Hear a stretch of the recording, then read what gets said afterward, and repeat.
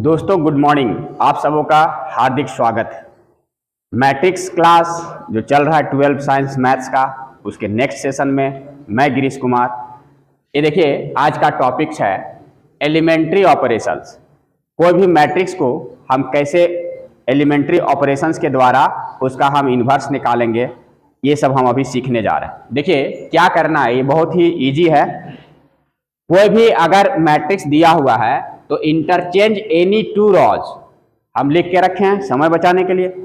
अगर हम ith जो है रॉ को jth के पास ले जाते हैं और jth को कहां ले आएंगे, ith के पास। कहने का मतलब i और j मतलब अगर पहला रॉ को दूसरा में, दूसरा को पहला में, हम ऐसा ट्रांसफर क्या कर सकते हैं, कर सकते हैं, है ना। क्योंकि अगर ये काम करेंगे दोनों साइड इक्वालिटी के, दोनों मतलब इक्वल मैट्रिक्स रहेगा, दोनों साइड करेंगे इन्वर्स निकालने में, तो ये काम आसान होगा और ये बैलेंस हो जाता है।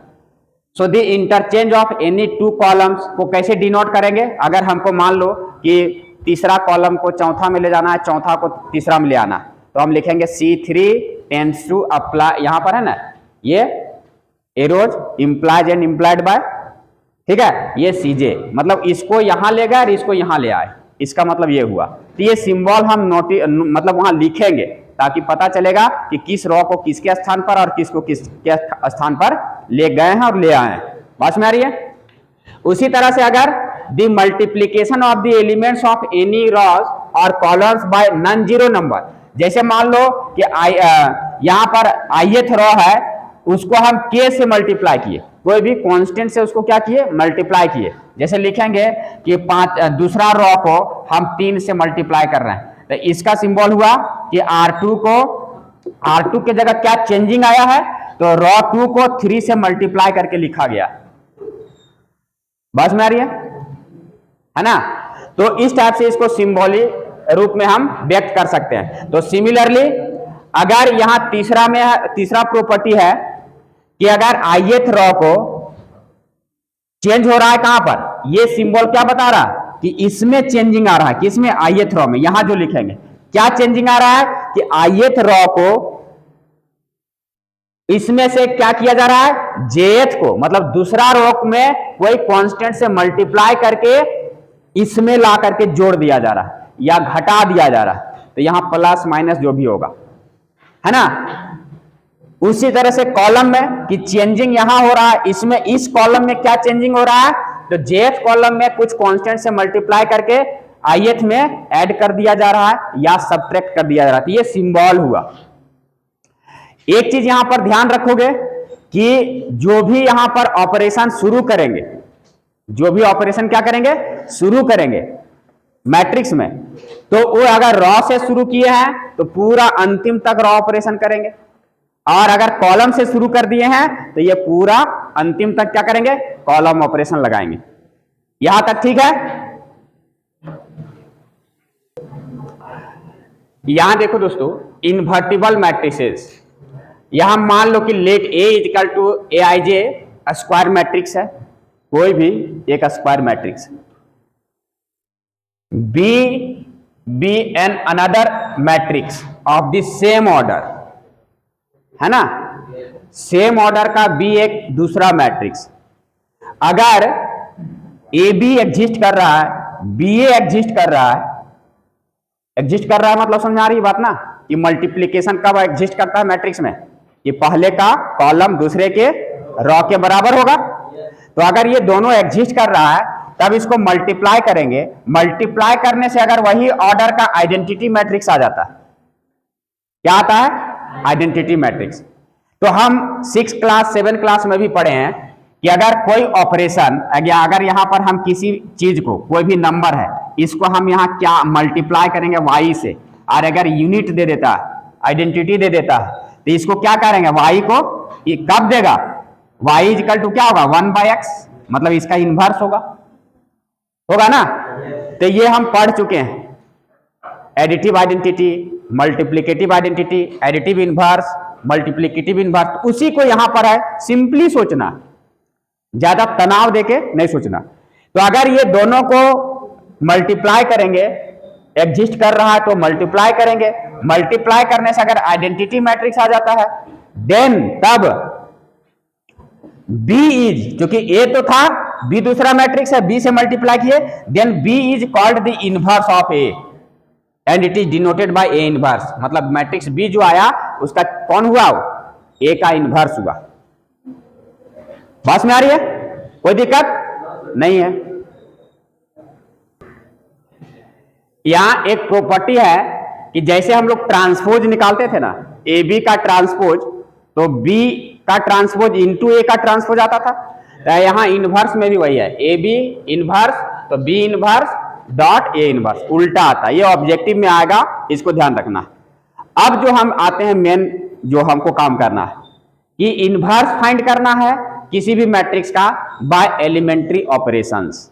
एक क्वेश्चन कंफर्म आता है ना। यहां देखो कोई भी मैट्रिक्स मेरे पास है, मान लो, तो उसको कोई मैट्रिक्स ए है, तो इसको हम देखो तो ऐसे लिख सकते हैं आइडेंटिटी मैट्रिक्स इंटू ए। किसी भी मैट्रिक्स को उसके आइडेंटिटी से मल्टीप्लाई करने से क्या होगा, वही मैट्रिक्स आएगा, ऐसा लिख सकते हैं ना। अब यहां ध्यान देना, अगर दोनों तरफ ए इनवर्स से हम मल्टीप्लाई कर देंगे, यहां ध्यान देना,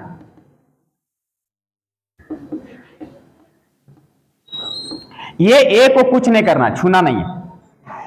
अगर किसी भी चीज को अभी बताए कि ए को और उसके इनवर्स को मल्टीप्लाई करेंगे तो क्या देगा, आइडेंटिटी देगा, तो ये आइडेंटिटी आ जाएगा। और यहां देखो इनवर्स को आइडेंटिटी से मल्टीप्लाई करेंगे तो खुद ये इनवर्स आएगा, और इंटू ए, इसको कुछ नहीं करना। हमको जो मैट्रिक्स दिया रहेगा उसको इस फॉर्म में लिखेंगे, और एलिमेंट्री ऑपरेशंस मतलब या तो रॉ से शुरू करेंगे तो पूरा रॉ, कॉलम से शुरू करेंगे तो पूरा कॉलम। ओके, तो किसी भी हालत में ऑपरेट कर करके, अभी जो बताया कि रॉ 1 को कुछ जोड़ के, रॉ 2 में कुछ घटा के, गुना करके, इधर LHS में हमेशा आइडेंटिटी ले आना।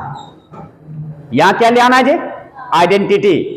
तो यहां पर ए को कुछ नहीं करना, ये रहेगा, और यहां जो मैट्रिक्स आएगा तो इधर आइडेंटिटी आ रहा है, इसका मतलब है कि ए ज्यों का त्यों है, यहां जो मल्टीप्लाई हो रहा है एक मैट्रिक्स से, और ये क्या ए, तो ए को इस मैट्रिक्स से मल्टीप्लाई करने से आइडेंटिटी आ रहा है, इसका मतलब this is inverse of A, यही इनवर्स है ना ए का। इसको आप जिससे भी डिनोट कर लो, बी से, एक्स से, जिससे भी कर लो। So this is the inverse of A, this is the inverse of A, यही इनवर्स हो गया। तो ए इनवर्स बराबर यहां वाला मैट्रिक्स को लिख देंगे। अभी एक एग्जांपल बताएंगे, सारा चीज क्लियर हो जाएगा। देखो एक क्वेश्चन बना देते हैं, बाकी सारा क्वेश्चन बनेगा, प्रोसेस सेम रहेगा। कह रहा है कि using elementary transformation find the inverse. हम 2 ऑर्डर का बना रहे हैं, सिमिलर वे में 3 ऑर्डर का बनेगा। एग्जाम में 3 ऑर्डर का आता है, 2 ऑर्डर का भी आता है। तो A इजिकल टू एक मैट्रिक्स दिया हुआ है, देखो we have A is equal to, अभी जो लिखे थे A is equal to I into A, इतना लिख सकते हैं। ध्यान रखना, दिमाग में एकदम कंठस्थ कर लेना कि इस A को कुछ नहीं छूना, ज्यों का त्यों ए लिखते चला जाना। बात में आ रही है।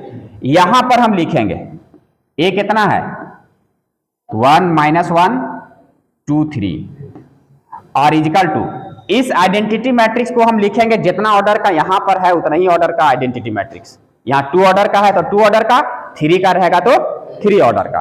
यहां 2 ऑर्डर का है तो आइडेंटिटी मैट्रिक्स कितना लिखाएगा, इनटू इस ए को कुछ नहीं करना, छूना ही नहीं है। बस में आ रही है। अब ध्यान देना, अभी जो थ्योरी बताए कि इसको एलिमेंट्री ऑपरेशन लगाना, तो अगर यहां से रॉ ऑपरेशन लगाएंगे तो टोटल रॉ से अंतिम तक जाएंगे, कॉलम से शुरू करेंगे तो अंतिम तक कॉलम जाएंगे, है ना। क्या करना है सो देखो, इधर क्या लाना है, आइडेंटिटी। ये इस मैट्रिक्स को क्या बना देना है, आइडेंटिटी मैट्रिक्स बना देना। ध्यान देना, अब कैसे बनाएंगे सो देखना। इधर आइडेंटिटी बनाने के लिए हमको क्या करना होगा कि इधर लाना होगा हमको 1 0 0 1, यहां लाना होगा। तो यहां देखो बहुत अच्छा ये है, खुद किस्मत है कि यहां 1 दे दिया है, तो हम इसको कुछ नहीं करना, छेड़छाड़ नहीं करना, जरूरत पड़ेगा। अब देखो यहां आसानी से बनाने के लिए इस चीज को हमको यहां पर जीरो करना, दिमाग में इसको सेट कर लेना कि कहां जीरो करना है, कहां 1 करना है। इसको जीरो करना है ना जी, फिर यहां जीरो करना। तो हम जो है रॉ ऑपरेशन भी यहां शुरू कर सकते हैं, अंतिम तक रॉ जाना पड़ेगा, कॉलम से शुरू करेंगे तो अंतिम तक कॉलम जाना पड़ेगा, कोई दिक्कत नहीं है, जैसे भी दोनों तरह से बनेगा। अगर देखो अभी जो प्रॉपर्टी बताया, जैसे यहां जीरो करना था, हम इसको भी जीरो कर सकते हैं ना। क्या करेंगे सो देखना, चाहे इसको भी जीरो कर सकते हैं। अगर कॉलम से शुरू करेंगे तो इसको आराम से ला जाके यहां जोड़ देंगे तो ये आराम से जीरो हो जाएगा। तो हम शुरू करते हैं कॉलम से, कि हम किसको चेंजिंग कर रहे हैं, यहां ध्यान देना, C2 में चेंजिंग ला रहे हैं। यहां लिखेंगे C2 टेंड्स टू, क्या चेंजिंग किए कि C2 में C1 को ला करके ऐड कर दिए। बात में आ रही है, क्यों किए, क्योंकि हमारे दिमाग में है कि यहां हमको जीरो करना, आइडेंटिटी इधर लाना है। तो जो काम LHS में करेंगे वही काम RHS में करेंगे, तो बैलेंस बना रहेगा, दोनों तरफ करेंगे। तो सो दिस इंप्लाइज, यहां से आएगा कि क्या आएगा, सो देखो C1 में कोई चेंजिंग हुआ नहीं हुआ, तो इसको ज्यों का त्यों लिखो। इसको यहां लेके ऐड करेंगे तो, इसको यहां ले जाके ऐड करेंगे तो 5, और सेम प्रोसेस यहां करना है। C1 में कोई चेंजिंग हुआ, यहां नहीं हुआ, C2 में क्या हुआ, इसको ऐड किया गया, इसको यहां ऐड किया गया, इंटू A को तो कुछ करना ही नहीं। क्लियर यहां तक।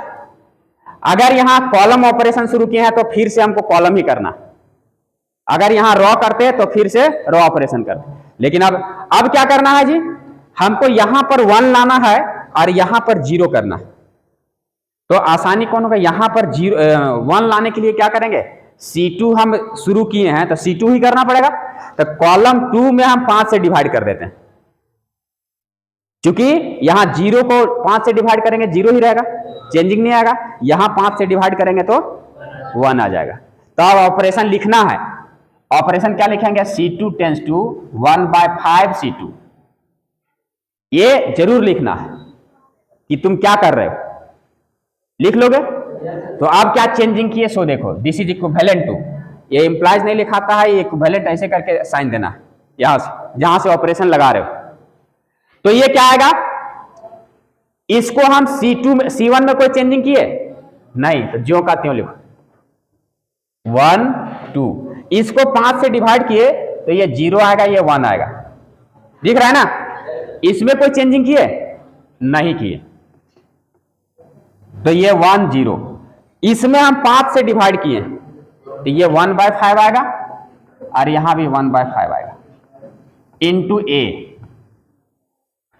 अब एक काम बच गया कि भैया यहां आइडेंटिटी LHS में लाने के लिए इसको 0 करना, इसको क्या करना, यहां ये दिमाग में आना चाहिए आइडेंटिटी। तो यहां 0 अब कौन बताएगा कि कैसे लाएंगे, सो कॉलम ऑपरेशन चल रहा है तो कॉलम ही करना है ना। तो क्या करेंगे यहां 0 लाने के लिए, तो देखो यहां C1 किसमें चेंजिंग करना है, अब C1, तो यहां लिखना पड़ेगा C1। इसमें क्या चेंजिंग करेंगे, तो C1 में 2 से C2 को गुना करेंगे और लाके यहां घटा देंगे, इसको 2 से गुना करके यहां लाके क्या करेंगे। सारे लोग सेटिस्फाई हो कि हमको यहां 0 लाना है, तो इसमें C2 में 2 से गुना करके कहां घटाएंगे, C1 में। तो ये इक्वेशन है, एक प्रकार से क्या है, इक्वेशन है। चेंजिंग कहां हो रहा है, C1 में। क्या चेंजिंग हो रहा है, तो C1 में हम माइनस कर रहे हैं किसको, 2 से मल्टीप्लाई करके C2 को। बात में आ रही है, कंफर्म। अब यहां से देखना, सो दिस इंप्लाइज क्या मिलेगा। अब C1 में चेंजिंग हो रहा है, इसको 2 से मल्टीप्लाई करो, इसमें घटाओ, कोई फर्क पड़ेगा। इसको 2 से मल्टीप्लाई करके घटाओ, C2 में कोई चेंजिंग इसमें नहीं किए, तो ये 0 और ये 1, और जो काम हम LHS में किए वही काम RHS में करना है। C1 में चेंजिंग कर रहे हैं, यहां पर देखना रफ में करना, ये इस इक्वेशन में C1 में इस एलिमेंट को क्या है, यहां 1 है, -2 इंटू C2, तो 1/5 को मतलब 2/5, तो 5 में 2 यहां 3/5 आएगा, आएगा। और इसको 2 से मल्टीप्लाई करके यहां घटाएंगे तो ये तो 0 है, -2/5, तो -2/5 आएगा। और C2 में कोई चेंजिंग हुआ है? नहीं चेंजिंग हुआ है। और इनटू क्या है? ए है।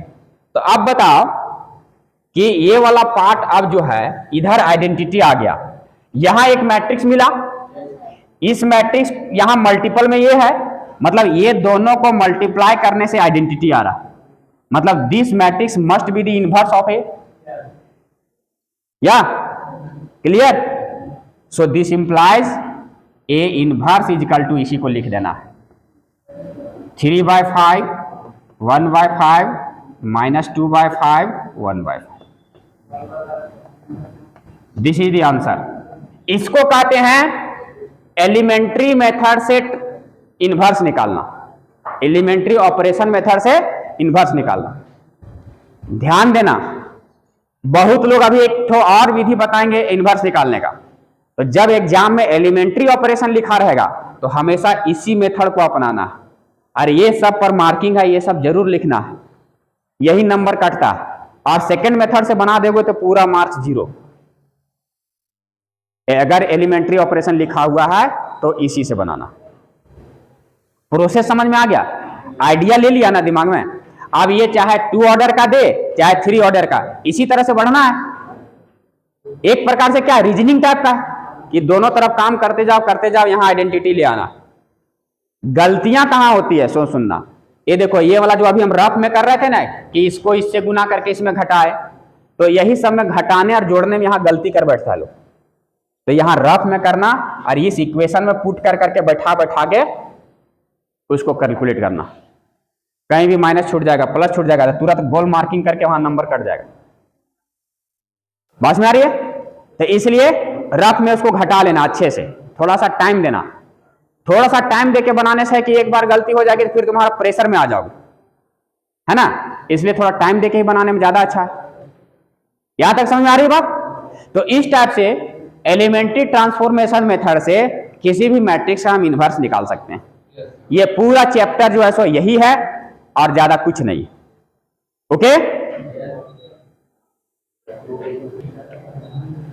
तो डियर स्टूडेंट्स, आई होप कि आप एलिमेंट्री ट्रांसफॉर्मेशन मेथड से किसी भी मैट्रिक्स का इनवर्स निकालना अच्छी तरह सीख गए होंगे,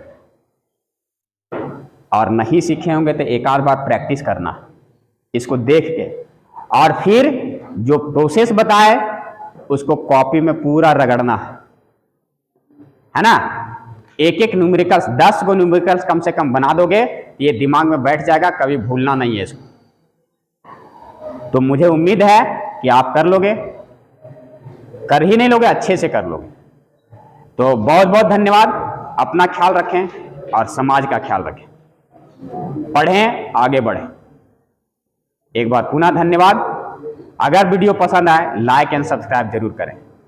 जय हिंद, जय भारत।